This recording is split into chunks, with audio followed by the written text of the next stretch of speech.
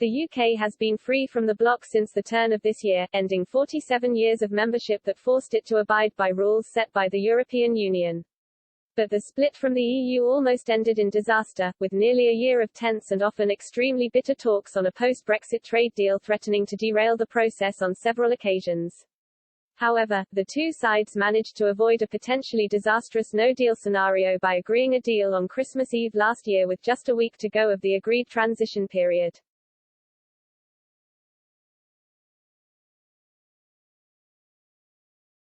Boris Johnson quickly insisted the UK would flourish outside the EU, adding further hope and confidence to a nation that had voted 52% to 48% in favour of Brexit during the historic referendum of 2016.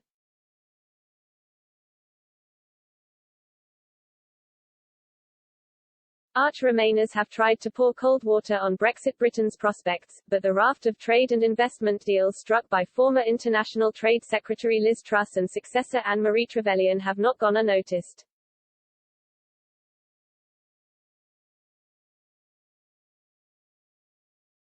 Arlene Foster, who served as Northern Ireland's First Minister and DUP leader, told Express.co.uk, "Now we have left the EU, we all expect the UK to stand up for its own citizens."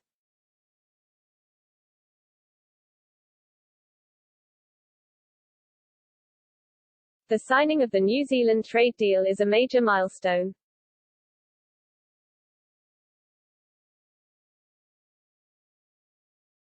I get a sense people are now starting to look to the UK as a force, not within Europe, but on its own.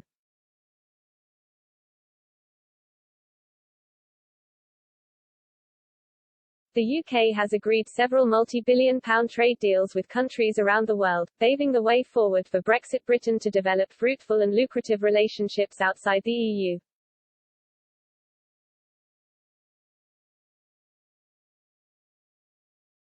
The most recent of these was a groundbreaking trade deal with New Zealand announced last month, which, following agreements struck with Australia and Japan, helps pave the way for the UK join the Trans-Pacific Partnership (CPTPP), a free trade area of 11 Pacific nations with a GDP of £8.4 trillion in 2020.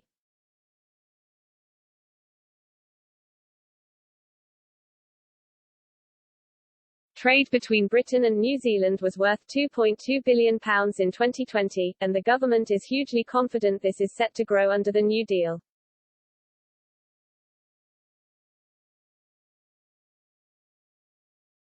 Tariffs as high as 10% will be removed on a range of UK goods, from clothing and footwear to buses, ships, bulldozers and excavators.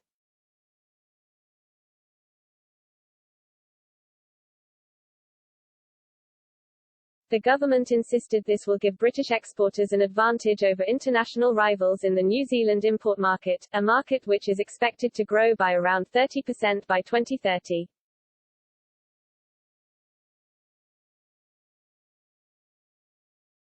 Products from New Zealand widely loved by the British, from Sauvignon Blanc wine to Manuka honey and kiwi fruits, could also be cheaper to buy.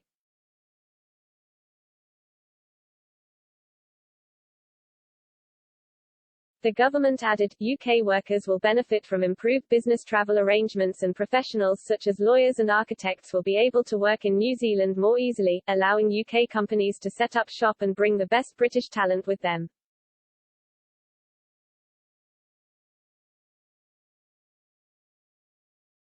Both sides have also committed to a mobility dialogue outside the trade agreement that will consider how people-to-people links can be deepened further.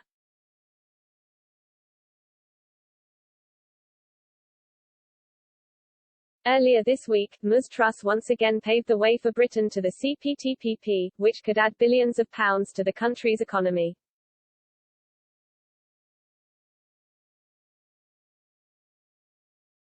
The Foreign Secretary arrived in Thailand as part of her tour of countries outside Europe aimed at finding new economic ties for Britain and met with the country's Prime Minister and Foreign Minister to discuss potential agreements on trade, defence and education.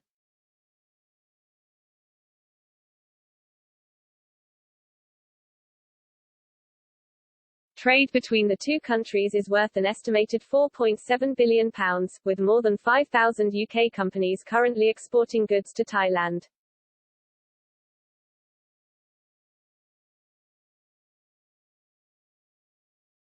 Ms. Truss said, "We want to step up our relationship with Thailand and take it to the next level in areas including tech, trade and investment."